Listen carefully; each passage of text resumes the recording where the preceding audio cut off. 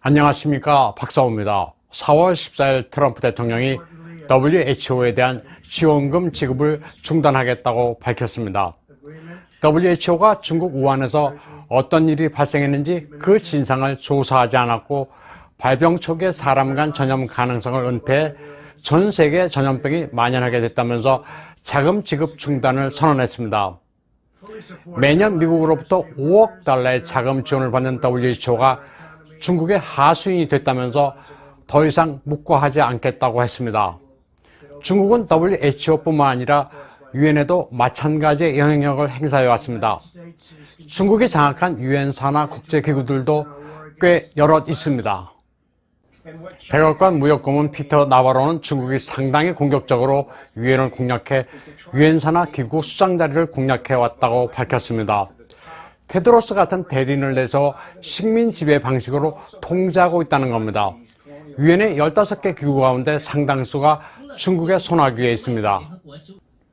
유엔만 보면 농업조직의 취동위, 공업발전조직의 리용, 전신연맹의 짜오허울린, 그리고 국제민항기구의 류팡 등 중국인들이 수장을 맡고 있습니다.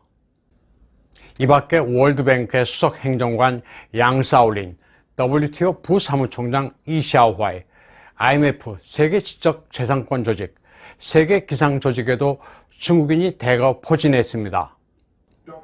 코리 버나디 전 호주 상원의원은 트럼프의 정책 방향이 옳다고 평가했습니다. 중국이 유엔에 괴뢰를 심어 전 세계를 지배하려 하고 있다면서 여기에 대항해야 한다고 말했습니다. 프랑스의 피가로지도 미국이 방심한 틈을 타 중국이 WHO의 장기판의 말을 배치해 그들에게 복종하게 만들었다면서 미국뿐 아니라 유럽 국가도 여기에 조치를 취해야 한다고 보도했습니다. 중국은 VOA, 미국의 소리 방송에도 촉수를 미치고 있습니다. 백악관은 4월 9일 1일 소식지를 통해 VOA에 대한 불만을 밝혔습니다. 백악관은 미 의회로부터 매년 2억 달러의 자금을 받는 VOA가 중국의 포갑 정권을 대변하고 있다고 비판했습니다. VOA는 중국 내 우한 폐렴 사망자가 3,000명이라는 주장을 여과 없이 보도하며 미국 상황과 비교하는가 하면 우한 봉쇄 해제를 기념하는 중국 매체의 사진을 그대로 전제했습니다. VOA는 2016년 사장으로 부임한 블룸버그 출신의 아만다 베넷 이후 보이지 않게 중국 편을 들어왔습니다. 중화권 분석가들은 그녀가 블룸버그 재직 당시 시진핑 일가의 재산 상황을 보도한 뒤 중국 최고 지도부와 마쿠에서 타협한 것으로 보고 있습니다. 아만다의 남편은 도널드 그레함입니다. 그는 20년 동안 워싱턴 포스트를 책임져온 언론 출판의 거물 캐서린 그레함의 아들입니다. 도널드 그레함은 어머니로부터 워싱턴 포스트를 물려받은 뒤 중국의 차이나 데일리와 합작 관계를 수립했습니다. 카플란이란 교육업체도 그의 것입니다. 토플, GMAT 같은 시험을 관장하는 카플란은 중국 사업 규모가 엄청납니다. VOA 아만다 베넷의 뒷배경은 결국 중국 공산당인 셈입니다. VOA가 결정적으로 본색을 드러낸 것은 2017년 미국에 망명한 중국보 고원구이를 인터뷰한 직원이 해고되면서부터입니다. 중화권 분석가들은 이때를 전후해 중국어를 구사하는 양심적 직원들이 잇따라 회사를 그만뒀다고 이야기하고 있습니다. 우한 폐렴을 계기로 미 트럼프 행정부는 세계 질서를 재편하고 있습니다.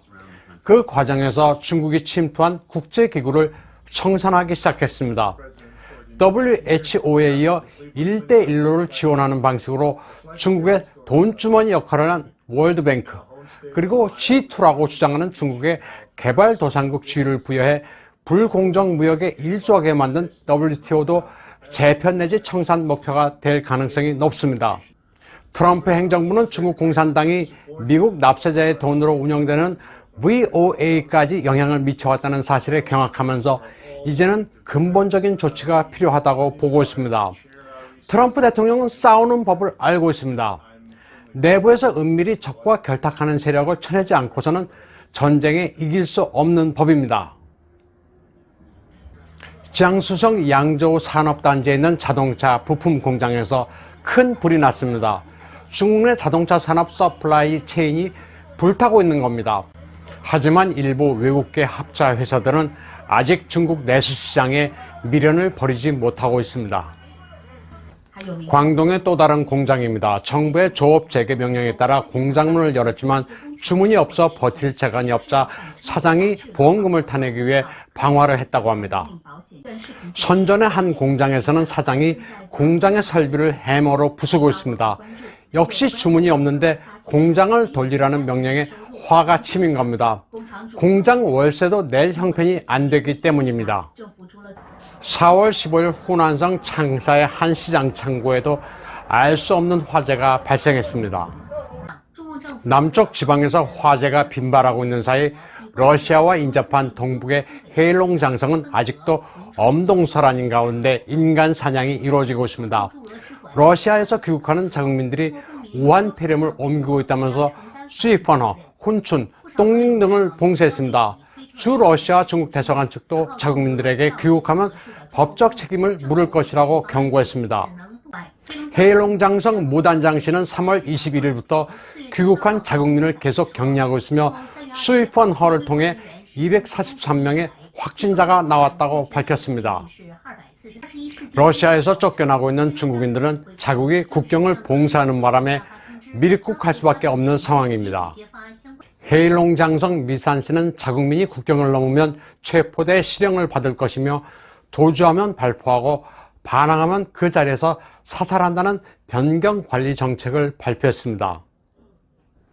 헤일롱 장성 정부는 밀입국하는 중국인들을 신고하는 전화까지 개설했습니다.